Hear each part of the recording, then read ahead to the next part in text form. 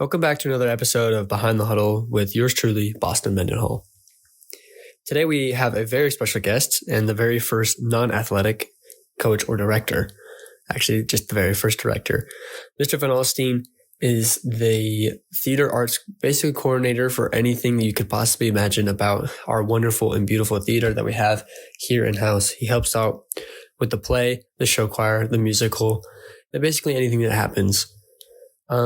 This truly was a great conversation with Mr. Van Alstyne. I was able to get a lot of information that I truly didn't know, even though I'm somewhat involved in all the things and have friends in all the different stuff that he's involved in also. And without further ado, here is Mr. Van Alstyne.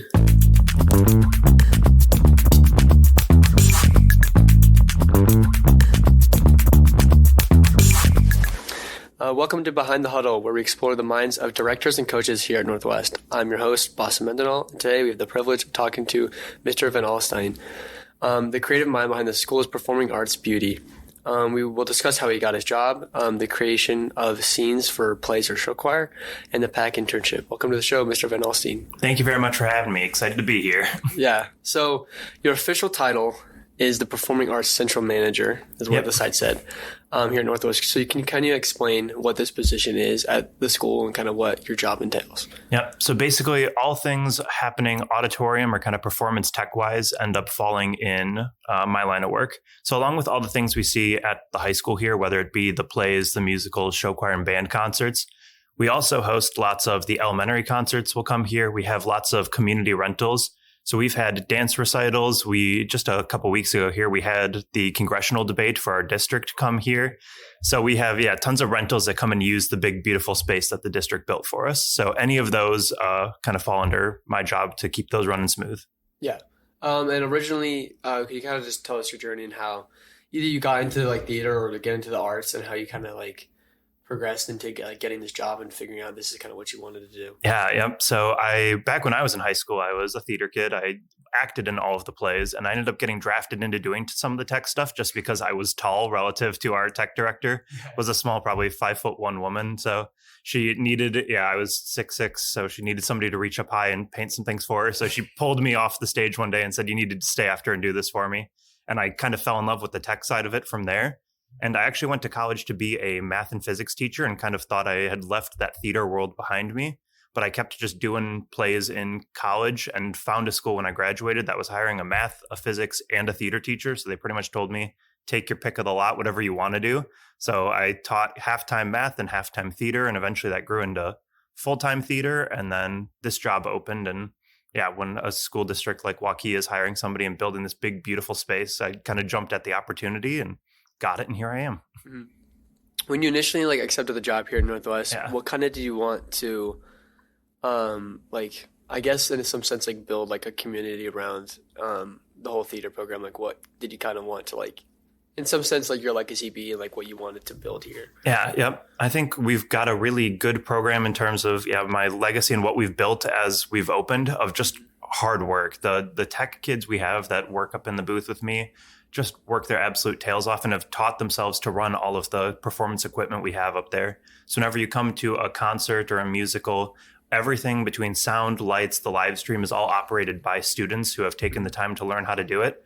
And we even have students who volunteer for things like that debate, or for every fourth grade concert you have in here is still fully staffed by students.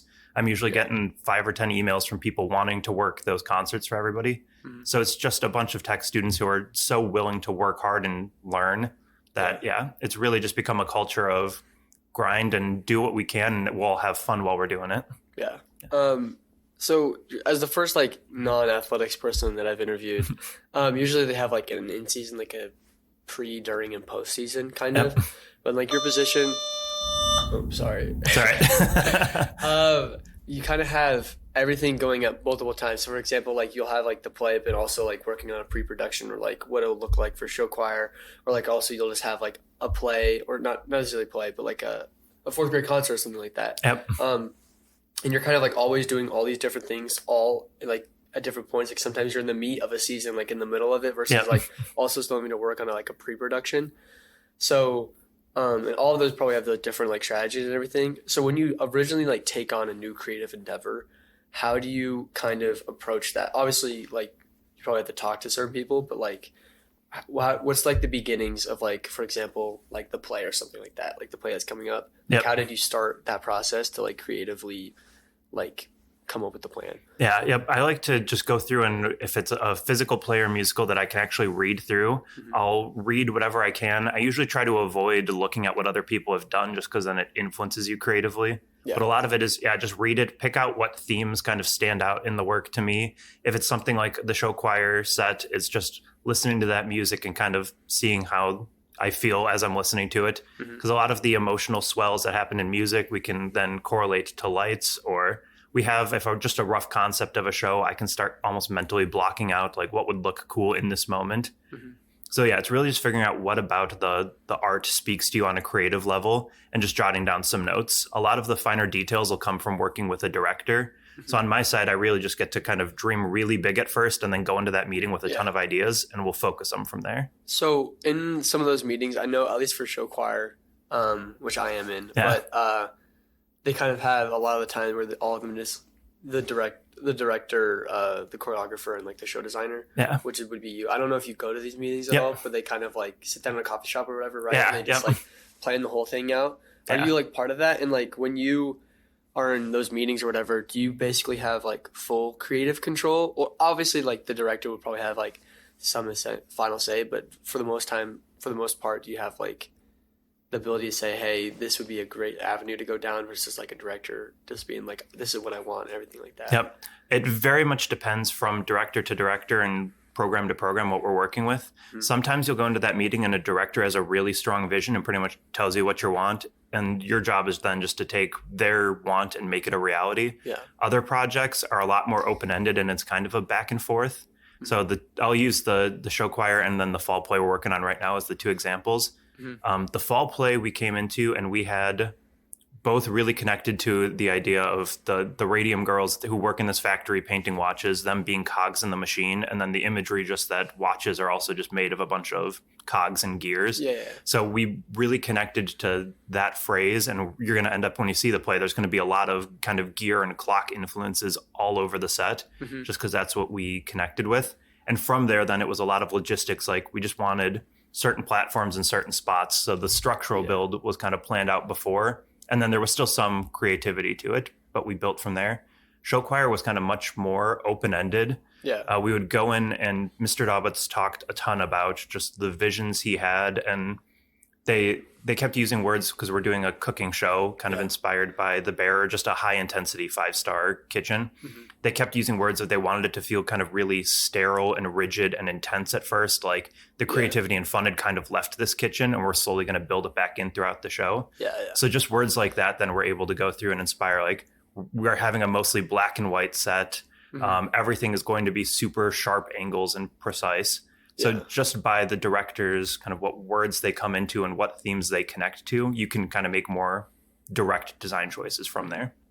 How often, when you kind of are going through the process and have like the general ideas, do like directors like in some sense like have you like step backwards in order to continue moving forwards? Like has there ever been a points in time or like a story or whatever where like you've gone really far and you've gone with that idea and you're like almost done with basically like the whole concept, and then the director was like maybe like going a different direction? Has that ever happened before? Yep, absolutely. I think this might be the first year we've done a play without having to do just multiple drafts on drafts of what it's going to look like.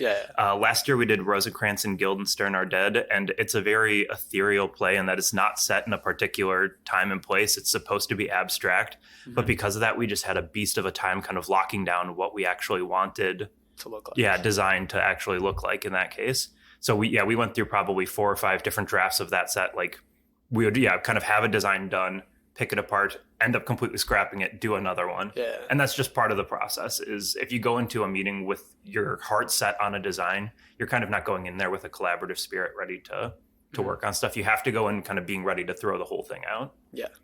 When it comes to like collaboration, is there a lot of your input mainly based off you, or how much do you rely on like the opinions of others, whether that's students or just like calling up other people who've either done the play before or like people who have done something similar. Yep. Yeah. The theater community is great in that once people have done something cool, everybody likes to share it and then also share how they did it so that other people can kind of copy from it. Mm-hmm. So whenever there's one of those questions that pop up of, man, I just don't know how to tackle this specific effect. I did Matilda at an old school I worked for. Oh, okay. And since she's a magical child, there's so many different magic effects throughout the show. And not being a magician myself, I had no idea how to do any of these things. So yeah, just being able to kind of consult and hop into a theater teacher Facebook group or look at an online forum and see like, how has anyone made chalk float on stage before? And then you have hundreds of responses of people who have tackled it has been huge. In terms of kind of the people in the school, we've got a huge array of experience of people who have worked on stuff. And we've got the student designers who every show we do has kind of a student lighting designer, a student set designer. So a lot of the input comes from them. And depending on where they are in their learning process, some of it, some students kind of just chip in an idea or two. We have had sets in the past. We did Chicago a couple of years ago. Was completely designed by a student. Like a student sat there and drew that whole set by hand. And then we sat down together and we blueprinted it and kind of did the 3D model together. But everything artistically was created by that student. Okay. Yeah. How much collaboration do you have with like either like the wood shop or like the metalworking people inside the school? Like, do you guys work with them at all? I mean, do you guys have a brilliant scene shop every single time we load the truck or whatever and we kind of go through it? It's really cool. But how often do you have like either students in those classes help out with certain aspects of it or just do they help out at all? Yep. We get lots of students come over from next door to work with us after school on stuff. The very first year we opened, actually, we didn't have kind of the outlets and everything we needed in our current scene shop to do a bunch of work in there. So big shout out to Mr. Schulte for letting us borrow his miter saw pretty much every day after school for that first year we were open while we renovated that space and got it where we needed to. But yeah, they've been a huge asset. And anytime we have kind of a concern over like, how are we going to actually structurally build this? It's just great to go bounce ideas off of those guys and figure out, are we going to do this structurally safe? Is it going to look kind of cool how we want it to be? They're an awesome resource to have right next door. When you kind of are walking into a show, you kind of said there's like two different times or two different perspectives, I guess. Would you prefer kind of going off of a person's vision or having like the giant creative open-endedness, open canvas that you have? Do you like constraints? Ooh, yeah. Or do you not like constraints? That's a tricky question. I think every once in a while I really enjoy kind of having the full creative control, just do whatever I want. With how much work we do here, I think my brain would break if I had to have that level of control on everything. Yeah. If I had to do the fall play and then show choir and then speech team and then the musical, everything's back to back on top of each other. If I had to be the sole decision maker for all of those, my brain would explode. So like 1 or 2 projects a season that I can kind of let loose on is fun, but I very much appreciate when the directors have a strong vision too.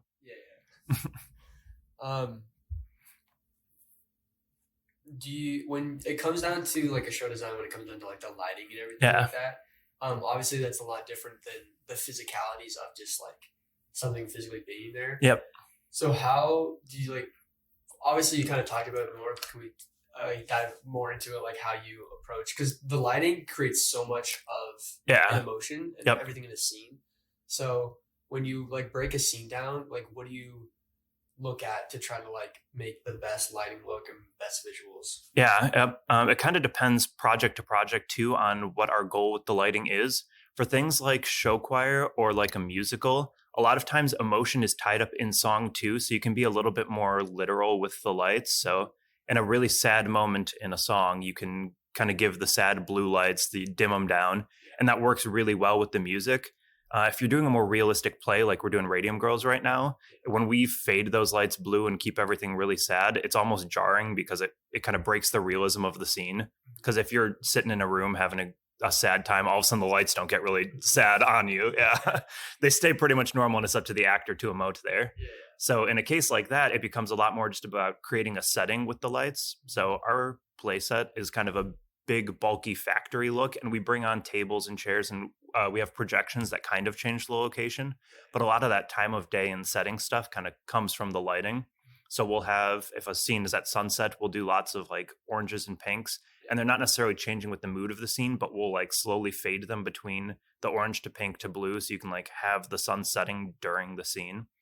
And then any of the scenes in the factory, we just have the harshest, brightest white light on them. So it feels really industrial and soulless. So it's kind of emotion first if you're doing something musically. If you're doing something a little bit more realism, it's kind of just about creating that atmosphere and setting. And the way it's taught, if you ever go to school to be a lighting designer, a lot of what you're taught is that lighting is basically just painting, but you're painting with light. Yeah. So you want to highlight shape and form and kind of, make people pop with your lights. Yeah. Which play have you done in the past, or player show, choir show, has been the hardest to kind of approach and like quote unquote paint? Because there's been a lot of times where like certain scenes are very like complex, whether that's like a character is going through a crisis or whatever. Yep. Like how do you, or which one has been the hardest one for you? I'm going to give it a tie between the one we're working on currently, Radium Girls, and last year's EOS's show.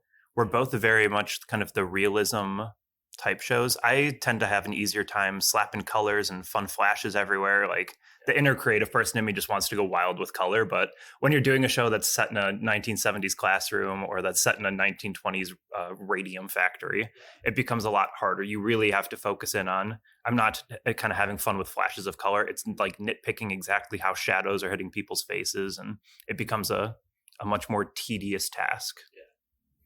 So I'm kind of moving on. So I usually use this in sports a lot, but we kind of been talking about this, but like, have you ever played chess before? Yep. Yeah. So do you know there's like the opening, mid game, and end game? Yep. There's all the different parts. So I'm guessing the same thing with play, where there's like the pre-production, which would be kind of your opening, trying to make sure you have all the right things set forward, and then the mid game would kind of be your performance and everything like that. So when it comes down to like doing the performances, you said all the students do that. Yep. So are you just kind of supposed to be just the guy who's like stepping behind, and you're showing them during that like the pre-production phase where the students are learning everything? Like, how does that process go? Yeah, yep. So we just started that process yesterday, actually, with our tech week for the play. So it's a lot of kind of going through, making sure students on the light board know how to program and adjust things from there. The people running the mics finally got mics on everybody, and we're just kind of tampering with them now to make sure everybody sounds good, getting sound effects at the right level. We have tons of just clock ticks throughout the show, so we're just trying to get those at a tolerable level because they were a little bit loud and grating yesterday. So we're toning those down. But it's a lot of me just kind of bouncing back and forth between all the tech crews and doing some fine tuning. So that way, when we get to the show, I'm just kind of camped out at my desk up in the tech booth there. And if something goes wrong, I'm running around trying to fix it. Yeah. But assuming all goes well, they're going to run the show entirely without me touching a thing. Mm-hmm. Is it like a super proud moment when you get to see, like when it comes to like the game time, I guess, or like the time where the curtains open, the show time, where you get to see all the people like work through everything and all the hard work that they've done? Like, is that feeling? Yeah, that it's so fulfilling to be able to sit there and just watch and enjoy a show. And in the past, it's been so much of you running around and having to tackle stuff, but the students being so on top of it to just be able to handle everything makes me feel so unbelievably proud. Yeah. And we're far enough now into Northwest being open as a school. Everybody who's running things has kind of been in training for 3 years now. So especially for this show, I've gotten to be so hands off because everyone's worked so hard and kind of teaching themselves. And the seniors now who spent the last 3 years learning are already teaching the sophomores. So they've got this show and the musical to learn. Yeah. But we've got kind of this big, beautiful cycle now of students training students. And we're just doing some cool work that really doesn't involve me getting too hands-on. Yeah. At least when I was signing up for classes, you like provide courses, right, where you're able to at the school, right? Yep. So are those just going through stuff with the plays and like some of the requirements? It would be similar to like a class like publications where you have to like go outside and take pictures, or like you have to go and be at a certain event. So like how do some of those classes work?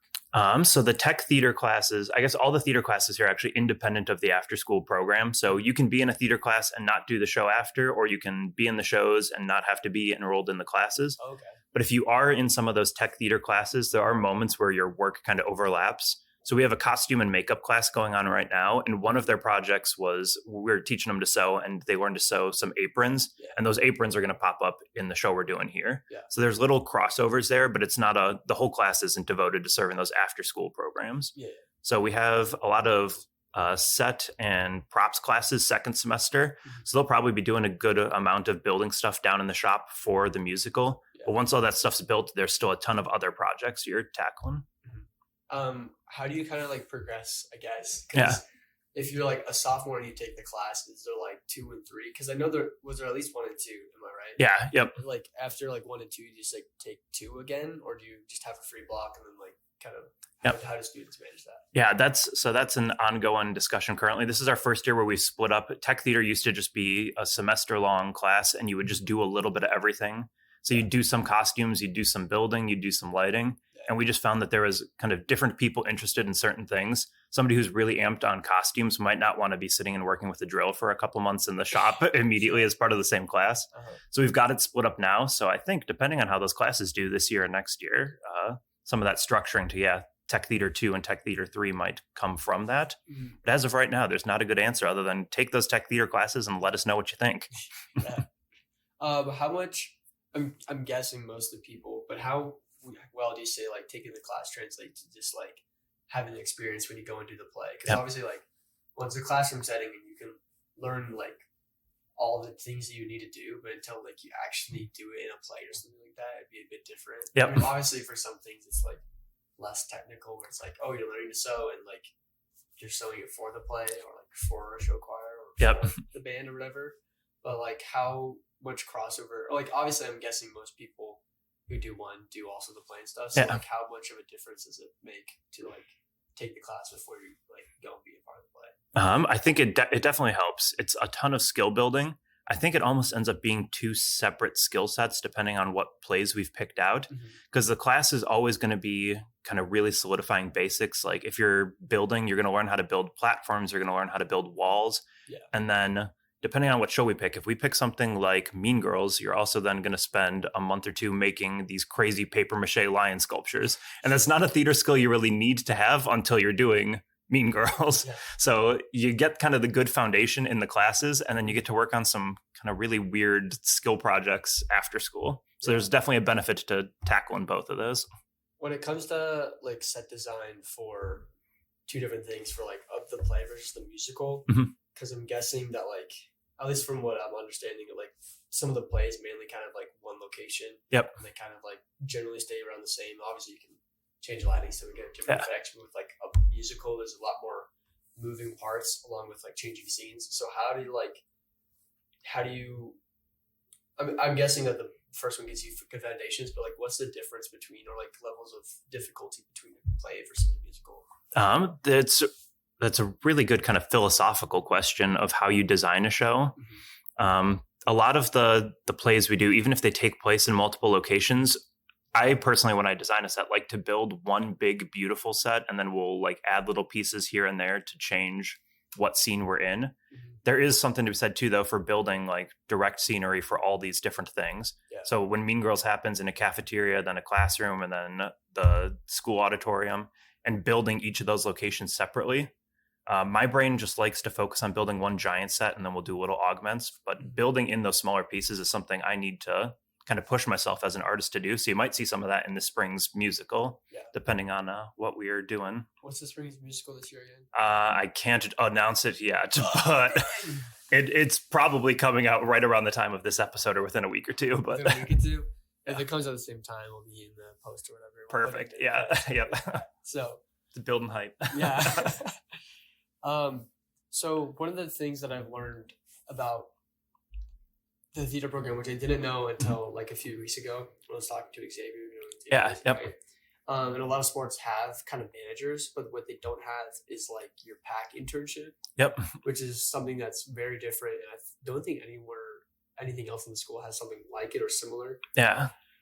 So can you kind of explain like what, like I know what it is because someone explained it to me, but can you kind of like explain to listeners what it is? So we have the Performing Arts Center internship program. And basically, if you ever go to a professional performing arts center, it's going to be staffed by 1 or 2 people similar to me who have kind of a managerial role. And then they're going to have a 20-person crew that they kind of work with throughout the day. We don't have that because all you guys are taking classes, as you should be. But we have 1 person who's designated the PAK intern, and it's a senior with a pretty open schedule, either second semester or most of senior year. And they get to spend 2 blocks a day working in the auditorium with me, and they're paid by the district to kind of be in there and assist me with all the stuff we're working on. So, like, what does the interview process look like to get that role? role? Because I heard that like 4 people like try to get it, which would be a decent amount, I would think. I don't know how many people go out to an internship, but how does the process look like to try to get the job? Yeah, so it's run through our school's school to work program. So I think they have an initial interview before they even make it to me. Mm-hmm. So they sit down and interview with the school to work coordinators and figure out kind of what a good placement would be and where they would be best served. And then it's usually a candidate or 2 is picked from that process and then sent my way for an interview. Yeah. So then I'll sit down with them and we just kind of talk through mostly the schedule for what this year looks like and what would be expected of the school to work intern. Yeah. A lot of times it's a pretty open-ended job description and you tackle so much in the Performing Arts Center. The intern really gets to pick and choose what projects they want to really adopt. Yeah. So it's just sitting there and kind of figuring out game plan wise, what would be the best use for this Performing Arts Center intern and where would they get the best experience and learn the most from.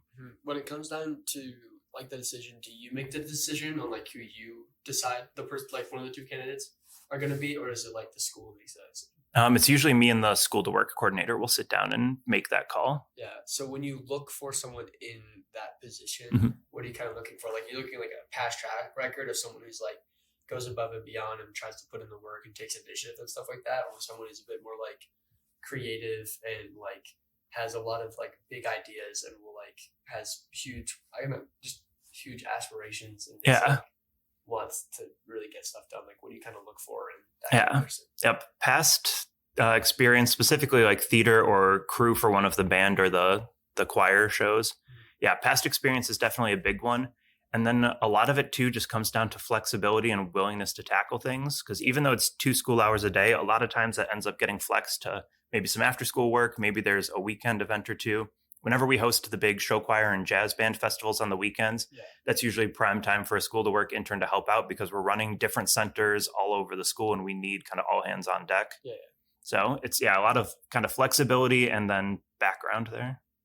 Sweet. And what kind of like under you, obviously, but what kind of like roles and responsibilities do they take on? Like, are they more kind of like your personal assistant, or are they more just someone who's just like supposed to be a miniature you that walks around and like when you don't want to screw the light bulbs, you're like, hey, screw those light bulbs in? It entirely depends on who the intern is. So the very first year when we opened, we were in the process of opening a new school. So there was so much administrative work that I don't think any of us realized had to be done.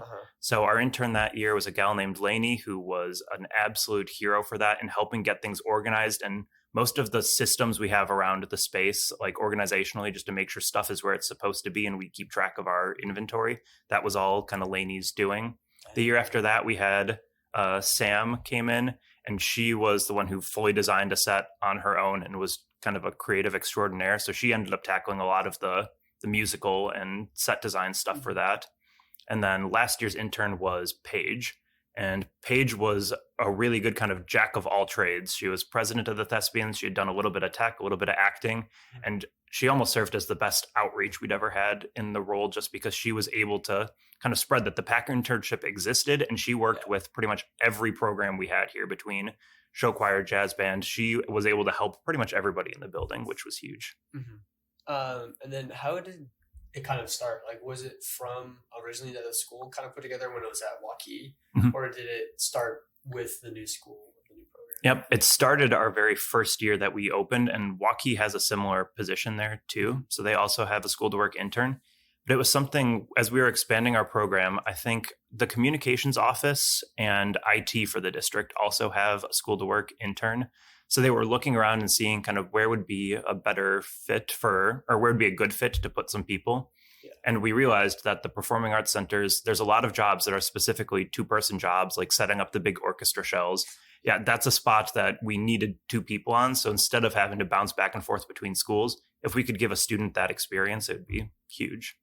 So it kind of, nicely blossomed right as the school opened, that program started. So, so kind of moving towards like, I guess some of like your responsibilities. So what is on average, what does like your day-to-day look like?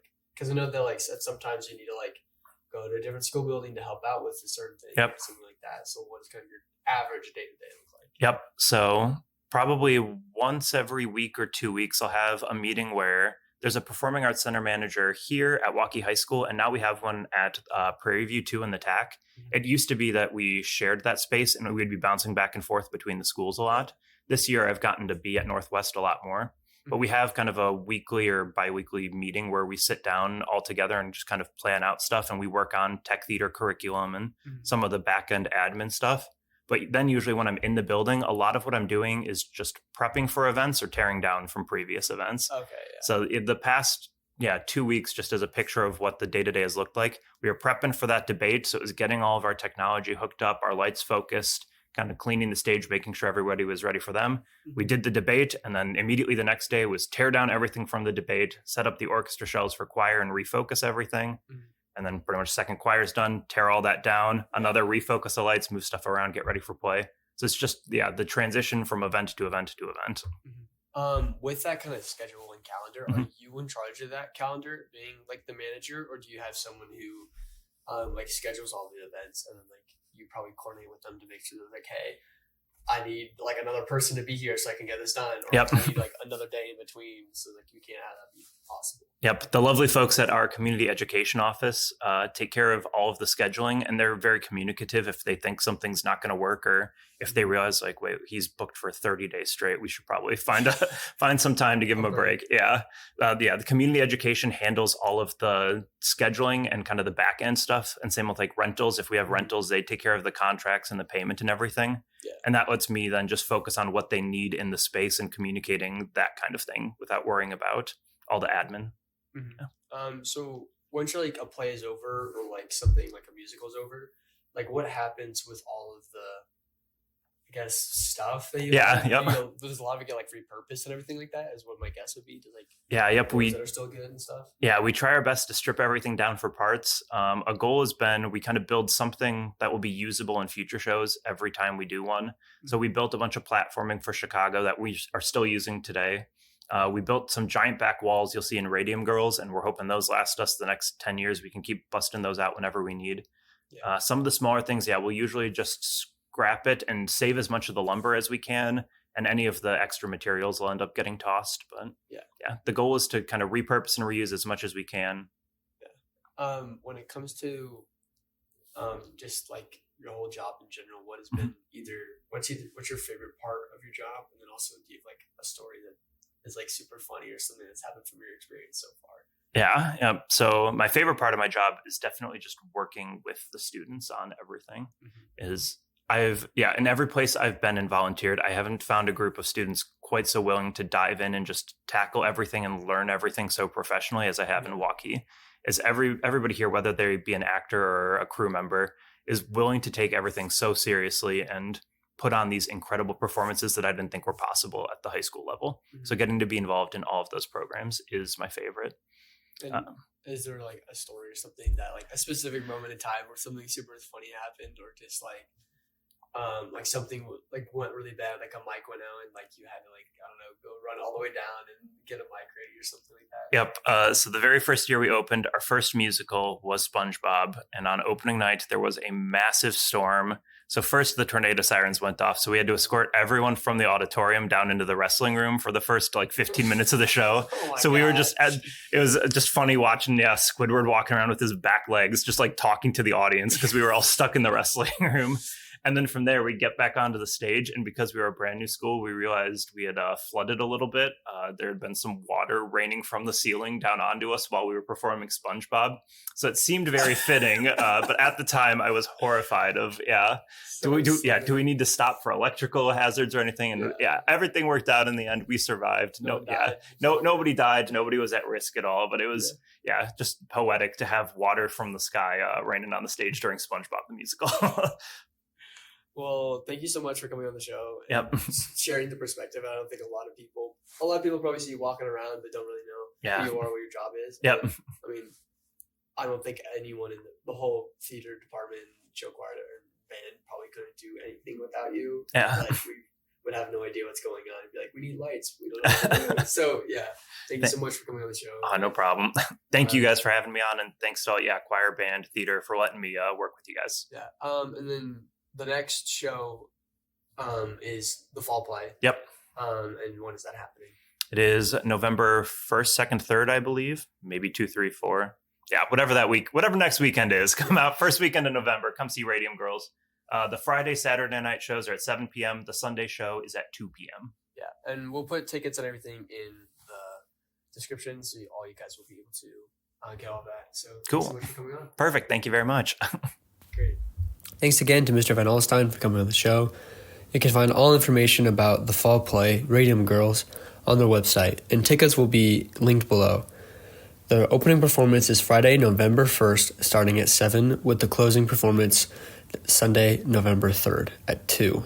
There will also be a show in between on Saturday. It will be located at Northwest.